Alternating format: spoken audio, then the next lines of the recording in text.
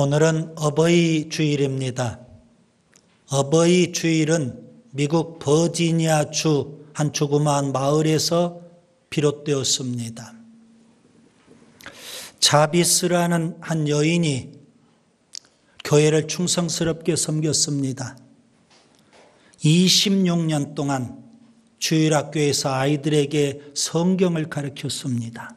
그런 그녀가 하나님의 부름을 받고 천국에 가게 됐습니다. 그녀에겐 딸 안나가 있었는데요. 그녀에게서 성경을 배운 많은 교인들이 너무 안타까워했습니다. 1주년 추도식 때 그녀에게 성경을 배웠던 제자들이 다 모여들었습니다. 그때 딸 안나가 그분들에게 카네이션 꽃을 선물해 드렸습니다. 그래서 어버이날 우리가 카네이션 꽃을 부모님께 달아드리는 그런 것이 거기에서 비롯되게 된 겁니다. 서서히 어머니 날 카네이션 꽃을 달아드리는 그런 풍습이 확산되게 됐고요. 결국 1914년 미국 의회에서는 5월 둘째 주일을 어머니 주일 그렇게 제정을 하게 됐습니다.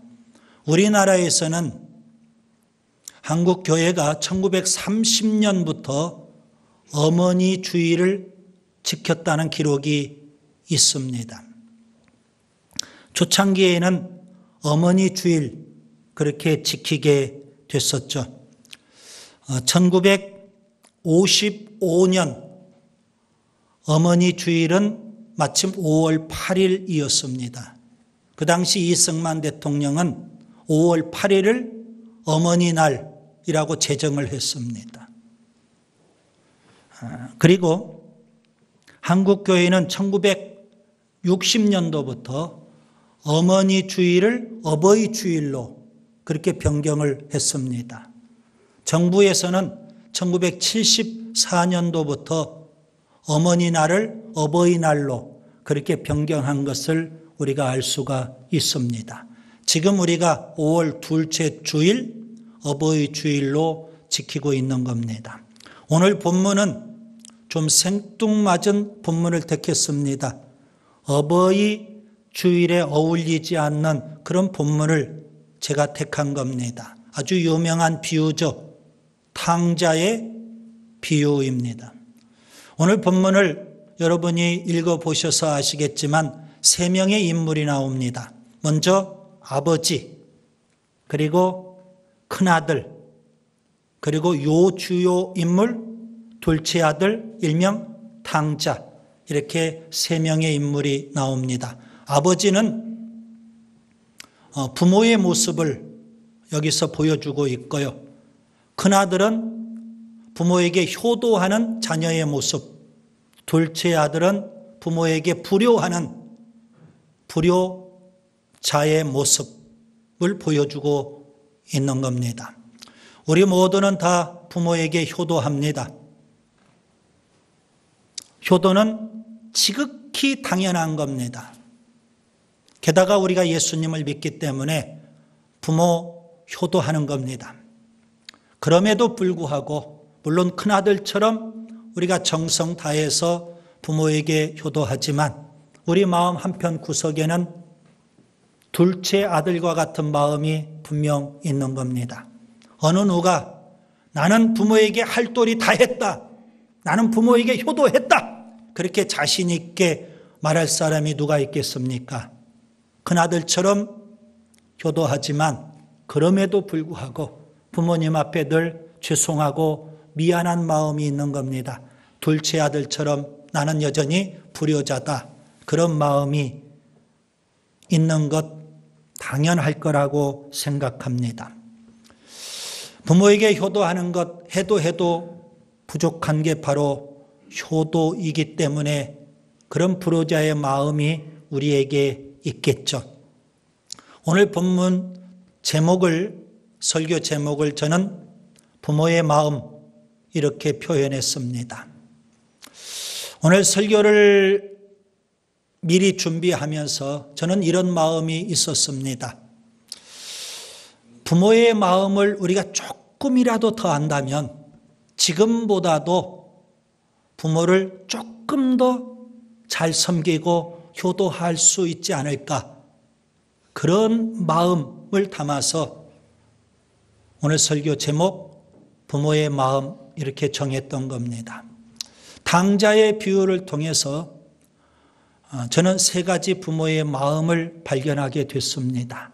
그래서 오늘 그 세 가지 부모의 마음을 나누면서 우리 서로 은혜 받으려고 합니다. 첫째, 부모의 마음은 어떤 마음일까요? 저는 이렇게 표현하려고 합니다. 부모의 마음은 내보내는 마음이다. 둘째 아들이 아버지에게 당돌하게 요구합니다. 내 몫의 유산을 달라는 겁니다. 본문 12절. 아버지여, 재산 중에서 내게 돌아올 분깃을 내게 주소서. 아직 아버지 돌아가시지 않았습니다. 아버지 유독하지 않습니다. 아버지 정정하십니다. 그런데 둘째 아들은 아버지 죽었다 생각하고 내 몫의 유산을 챙기겠다는 겁니다. 나쁜 아들이죠. 버리장머리 없는 아들이죠. 못돼 처먹은 아들이죠. 불효자입니다. 둘째 아들에게서 그런 요구를 들으셨을 때 부모인 아버지의 마음은 어떠했을까요? 일생일대의 충격이었을 겁니다. 저놈이 나를 죽은 걸로 생각하고 내 재산 탐내는구나. 왜 그런 마음이 들지 않겠습니까? 그런데 오늘 본문을 자세히 읽어보면 아버지의 마음은 전혀 요동하지 않습니다. 아버지는 평상심을 갖고 그리고 담담하게 둘째 아들의 요구대로 재산을 기꺼이 나누어 줍니다. 아마도 아버지는 미리 이렇게 예상을 했었을 겁니다. 그렇기 때문에 둘째 아들의 요구가 있음에도 불구하고 평상심을 잃지 않았고 담담하게 재산을 나누어 줄 수 있었습니다. 아버지는 어떤 마음, 어떤 생각을 갖고 있었을까요? 언젠가는 내 품을 떠날 자식이야. 그때가 조금 일찍 왔을 뿐이야. 그런 마음을 품었기 때문에 요동하지 않고 담담하게 재산을 나누어 주었던 겁니다. 그동안 부모는 자녀를 위해서 너무 많이 희생했습니다. 자녀를 위해서 너무 많이 헌신했습니다. 그런데 이제 때가 되니까 자녀에게 아낌없이 재산까지도 나누어 주는 겁니다. 아마 재산을 나누어 주는 그 아버지의 마음 속에는 더 주지 못해서 안타까운 마음이 있었을 겁니다. 그리고 그 둘째 아들을 내보내면서 아버지는 마음껏 축복했을 겁니다. 여러분, 그것이 바로 내보내는 부모의 마음입니다. 자녀가 어렸을 때에는 부모가 당연히 자녀를 양육해야 됩니다. 지난 시간 어린이 주일 때 말씀드린 대로 자녀 양육은 부모의 책임이고 그걸 넘어 부모의 사명이기 때문에 그렇습니다.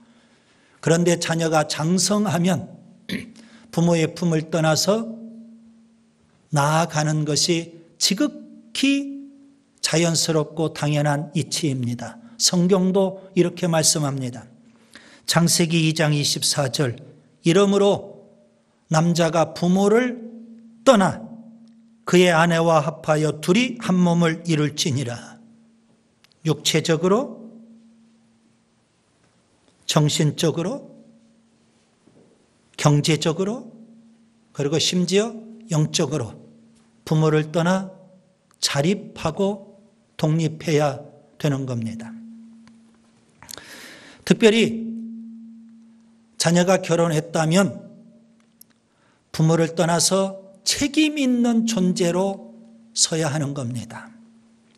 새로운 가정을 이루고 건강하게 살아가야 된다는 말씀입니다. 여러분, 부모가 자녀를 내보내는 것 결코 쉬운 일이 아닙니다. 아주 어렵습니다. 그렇기 때문에 저는 부모에게 요구합니다. 자녀들이 성장해 갈 때 부모가 자녀를 내보내는 연습을 조금씩 하셔야 되는 겁니다. 예를 들면 아들이 국가의 부름을 받고 군대에 입대하게 됐습니다.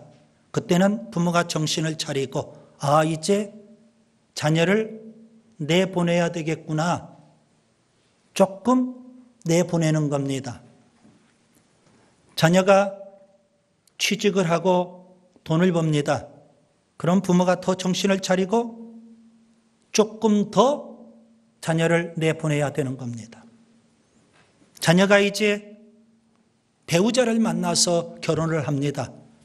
그러면 부모는 정신 바짝 차리고 자녀를 완전히 내보내 주어야 됩니다. 왜 그럴까요? 자녀를 내보내는 것 결코 쉬운 일이 아니기 때문에 그렇습니다. 부모에게 제가 이런 이야기를 좀 하려고 합니다. 아마 한두 번씩은 다 들었던 이야기일 겁니다. 이런 이야기가 회자되고 있습니다. 효자 남편과는 살기 힘들다. 맞죠? 반응이 시원치 않아요. 또 이런 이야기가 있습니다. 추남은 용서해도 마마보이는 못 봐주겠다. 그런 듯해요. 고개가 끄덕여져요. 심지어 이런 이야기도 있습니다. 하와가 장수한 비결은 뭘까요? 하와가 장수한 비결은 시어머니가 없기 때문이다.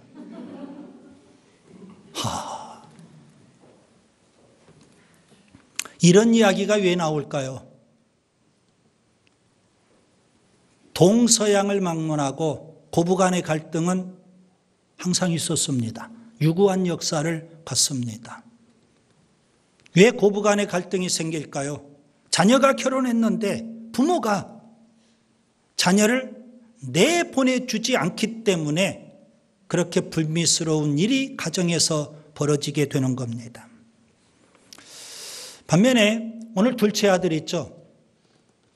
둘째 아들은 아버지를 떠나서 갈 때 그에게는 어떤 문제가 있었을까요? 둘째 아들은 아버지로부터 유산을 챙기는 순간, 유산을 갖고 아버지의 집 문을 나서는 순간, 아버지를 떠나는 그 순간, 그는 마음속에서 부모, 아버지를 지워버렸습니다. 일부러 잊어버렸습니다. 마음속에 있어야 될 부모의 자리, 그 자리를 아버지가 주신 유산으로, 아버지가 주신 돈으로 가득 채워버렸습니다. 둘째 아들은 아버지를 공경할 줄도 몰랐고 아버지께 효도할 줄도 몰랐습니다. 성경에 부모를 떠나라 이 말씀은 부모를 떠나서 책임 있는 존재로 살아 그런 의미 있지. 부모를 떠나라 이 말이 부모를 잊어라, 부모를 멀리해라, 부모와 담쌓고 살아라, 마음속에서 부모를 지워라, 그런 의미는 결코 아니라는 말씀입니다. 여러분 점검하세요. 부모를 떠난 순간 마음속에 있어야 될 부모의 자리에 돈으로 채운다면 그는 분명 불효자, 탕자인 겁니다. 지금 부모를 섬긴다고 하지만 부모보다 부모 배후에 있는 돈을 바라보고 부모를 섬긴다면 그도 역시 불효자, 탕자인 겁니다. 하나님께서는 우리에게 한편으로는 부모를 떠나라 말씀하셨어요. 그러나 또 한편으로 하나님께서는 우리에게 부모를 공경하라 십계명에 분명 말씀하고 있음을 여러분 기억하셔야 됩니다. 부모의 마음은 어떤 마음일까요? 자녀를 내보내는 마음입니다. 마음껏 축복하면서. 그 다음에 두 번째 부모의 마음은 어떤 마음일까요? 저는 이렇게 또 표현해 봅니다. 부모의 마음은 기다리는 마음입니다. 누가복음 15장에는 세 개의 유명한 비유가 나옵니다. 잃은 양의 비유, 잃은 드라크마의 비유, 잃은 아들, 일명 탕자의 비유, 세 개의 비유가 있습니다. 예수님은 이 세 개의 비유를 말씀하시면서 죄인 한 사람이 회개하고 하나님 앞에 돌아오기를 기다리시는, 하나님 앞에 돌아오기를 원하시는 그런 아버지 하나님의 마음을 우리에게 가르쳐주고 계시는 겁니다. 특별히 세 개의 비유 가운데 잃은 양의 비유와 잃은 드라크마의 비유는 잃어버린 것을 찾도록 찾아가는 모습입니다. 반면에 잃은 아들, 탕자의 비유는 잃어버린 것, 잃은 그 아들을 기다리는, 올 때까지 기다리는 모습입니다. 찾아가는 모습도 있고 기다리는 모습도 거기에 있습니다. 오늘 본문 20절 기다리는 아버지의 모습을 보게 됩니다. 이에 일어나 아버지께로 돌아가니라. 아직도 거리가 먼데 아버지가 그를 보고 측은히 여겨 달려가 목을 안고 입을 맞춘다. 아마도 아버지는요, 둘째 아들이 아버지가 준 그 유산을 갖고 며칠 있다가 그는 휘인 바람처럼 사라져 버렸습니다. 그 순간부터 아버지는 그 둘째 아들이 다시 돌아오기를 기다리셨을 겁니다. 눈이 오나 비가 오나 하루도 거느지 않고 날마다 집 문 밖에 나가서 아들이 이제 나오나 저제 나오나 기다리셨을 겁니다. 이것이 바로 기다리는 부모의 마음입니다. 잔 낙스라는 신학자는 탕자의 비유에서 두 사람의 방탕한 인물이 있다 그렇게 말했습니다. 두 사람? 방탕한 인물? 한 사람은 쉽게 찾을 수 있어요. 둘째 아들 탕자입니다. 그는 아버지가 주신 그 많은 유산 다 탕진해버렸습니다. 본문 13절 둘째 아들이 재물을 다 모아 가지고 먼 나라에 가 거기서 허랑방탕하여 그 재산을 낭비하더라. 여러분, 돈이라는 것을 여러분이 아셔야 됩니다. 돈의 원리입니다. 가장 기본적인 돈의 원리는 뭘까요? 돈 벌기는 어렵다. 돈 쓰기는 쉽다. 둘째 아들이 가지고 있는 많은 돈이지만 그거 쓰는 것은 아주 쉬워요. 한순간이에요. 그는 아버지로부터 받은 그 많은 유산을 갖고 실컷 먹고 마시고 즐기고 재미를 봤어요. 큰아들이 이렇게 말하죠. 본문 30절 아버지의 살림을 창녀들과 함께 삼켜버린 이 아들. 여러분, 돈이 있을 때에는 친구도 많아져요. 심지어 여자들도 창녀들도 끌어요. 세상 재미도 있어요. 그런데 그 돈이 오래 갑니까? 돈이 사라져버리면 친구도 떠나고 여자도 떠나고 세상 재미도 다 떠나요. 둘째 아들 거지가 됐어요. 알거지. 그는 먹고 살기 위해서 돼지 치는 일을 해야 돼요. 그는 끼니를 연명하기 위해서 돼지들이 먹는 주염 열매로 허기진 배를 채워야만 했어요. 그 많은 재산 한순간에 다 날아가 버린 거예요. 또 한 사람의 방탕한 인물은 누구일까요? 아버지입니다. 왜 아버지가 방탕한 인물일까요? 둘째 아들은 재산을 다 탕진한 것처럼 아버지는 그 속에 있는 사랑을 다 탕진했습니다. 자녀를 향한 사랑. 둘째 아들에게 재산을 물려준 것 아버지의 사랑입니다. 버르장머리 없고 죄송해요 이런 표현 써서 싸가지 없는 그 아들이 아버지 품을 떠난 순간부터 그 아들을 기다린 것 아버지의 사랑입니다. 오늘 본문을 자세히 보니까 이제나 저제나 기다리던 그 아버지께서 거지가 되어서 돌아오는 그 아들 맨 먼저 발견한 것 아버지의 사랑입니다.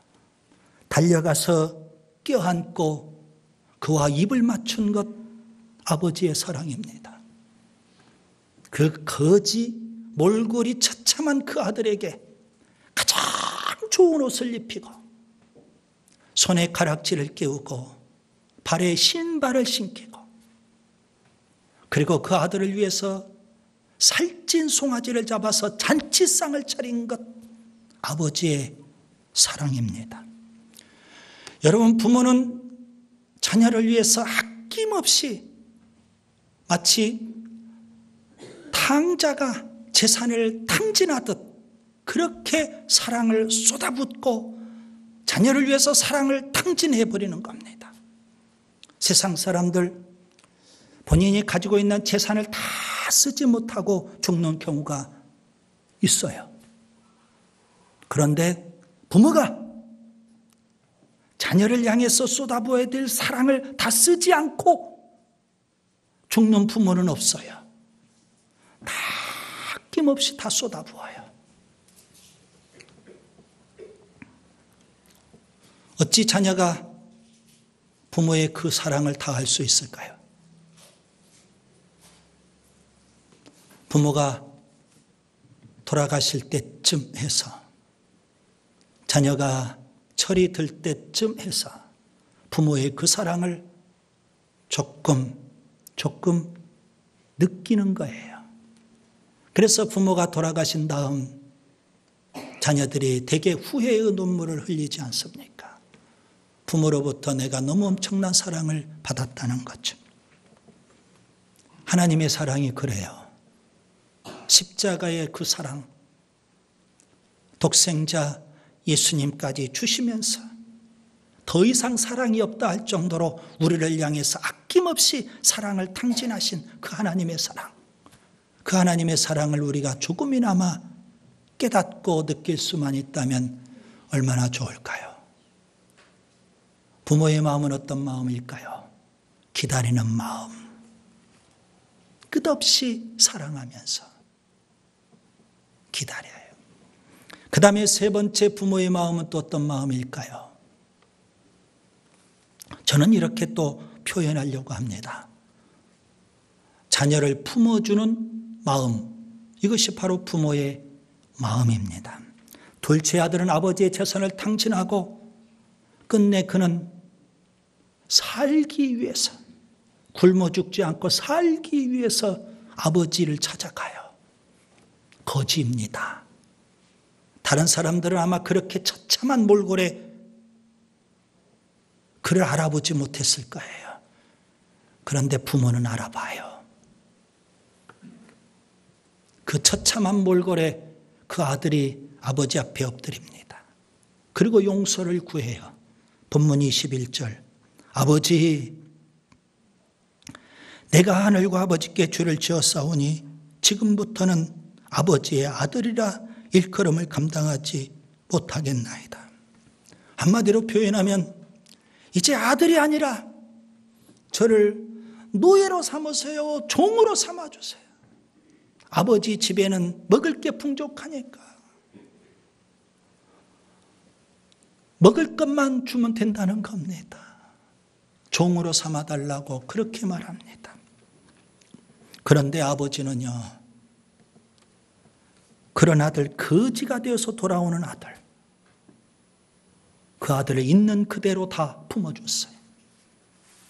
아버지의 재산을 다 탕진하고 빈손으로 돌아온 아들, 있는 그대로 다 품어줬어요. 몰골이 말이 아니에요. 노예가 되겠다고 자원하는 그 아들, 아버지는 그를 노예가 아니라 종이 아니라 아들로 있는 그대로 다 품어주었어요. 게다가 그에게 제일 좋은 옷을 입혀요. 아들이니까. 손에 가락지를 끼워요. 아들이니까.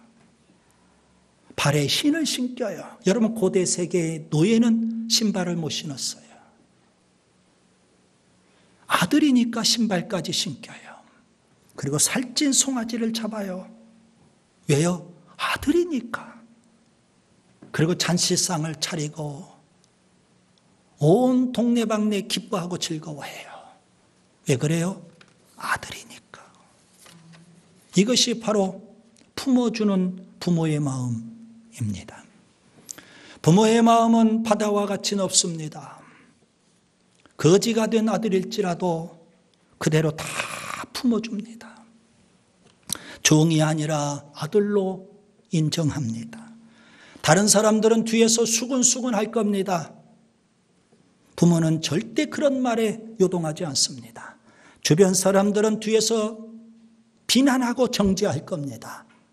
그러나 부모는 절대 자녀를 정죄하지 않습니다. 심지어 큰아들을 보세요. 둘째 아들의 형, 큰아들. 그는 그렇게 품어주는 아버지가 이해가 되지 않습니다. 납득이 되지 않아요. 어떻게 저런 놈을 품어주냐 이거예요. 아버지의 재산을 장녀들과 함께 탕진해버린 저런 놈을 어떻게 품어줘요? 저런 놈을 위해서 어떻게 송아지를 쳐봐요? 저런 놈을 품어주면서 어떻게 기뻐하고 즐거워해요? 아버지의 행위가 도저히 납득이 되지 않고 이해가 되지 않아요. 그래서 그는 아버지에게 막 화를 내는 거예요.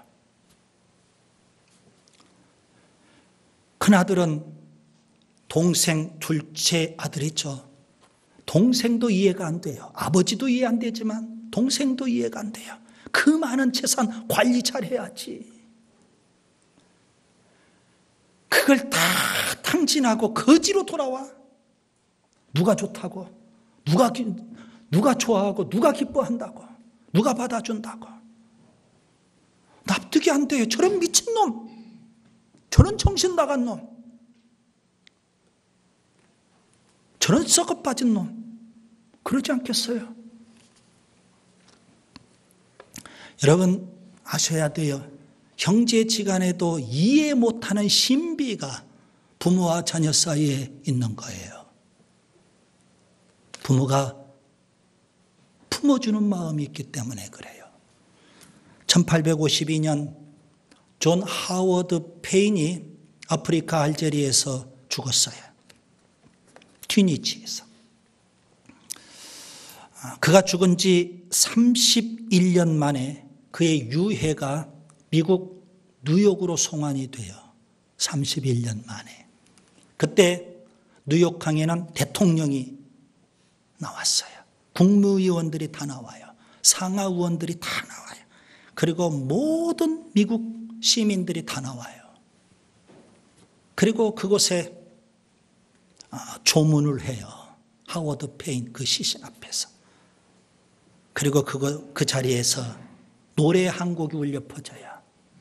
하워드 페인이 불렀던 노래, 홈 스위트 홈. 우리말로도 번역이 되었죠. 즐거운 나의 집이라는 노래였어요. 왜 모든 미국인들이 하워드 페인을 그렇게 추앙할까요?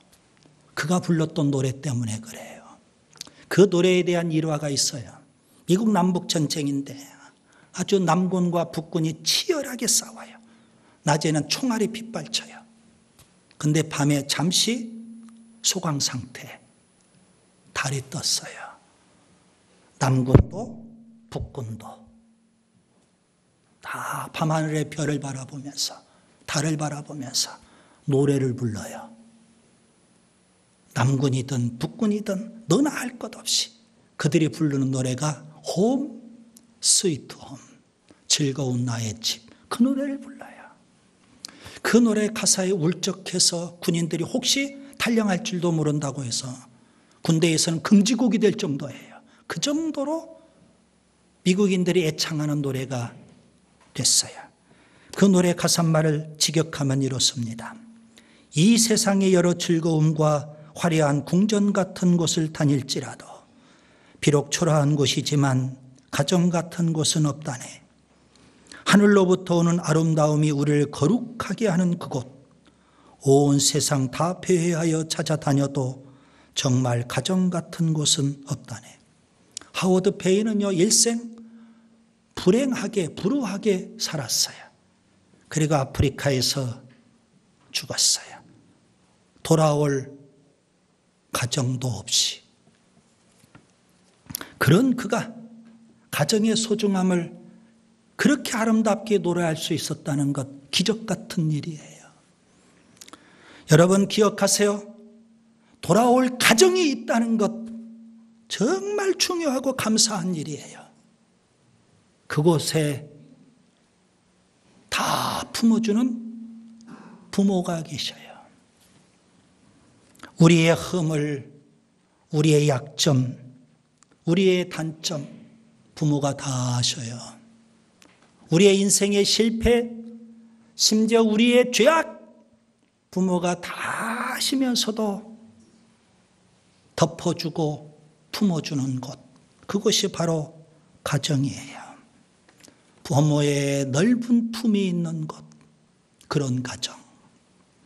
여러분, 가정은 시시비비를 가리는 것이 아닙니다. 가정은 잘잘못을 따지는 것이 결코 아닙니다. 가정은 머리로 이해할 수 있는 것이 아닙니다.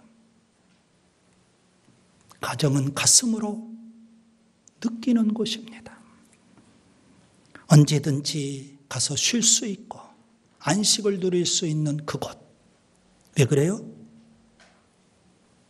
부모의 덮어주는 마음이 있기 때문에 그래요. 이제 말씀을 정리합니다. 5월 가정의 달 오늘 둘째 주 어버이 주일입니다. 효도해야 됩니다. 10계명 중에 제5계명 출애굽기 20장 12절 내 부모를 공경하라. 어떻게 하면 부모를 공경하고 효도할 수 있을까요? 부모의 마음을 알아야 되고 부모의 마음을 읽어야 돼요. 그러면 우리가 지금보다도 좀 더 효도하고 공경할 수 있는 줄 믿습니다. 부모의 마음은 어떤 마음일까요? 저는 탕자의 비유를 통해서 3가지 마음을 말씀드렸습니다. 부모의 마음은 내보내는 마음, 축복하면서. 부모의 마음은 기다리는 마음, 사랑함으로. 부모의 마음은 덮어주는 마음. 다 알면서 부모는 자녀를 있는 그대로 다 받아주고 덮어줘요. 그런 부모의 마음을 우리가 읽고 지금보다도 좀 더 효도하는 우리가 될 수 있기를 바랍니다. 기회가 있을 때 그 기회를 놓치지 말고 효도해야 됩니다.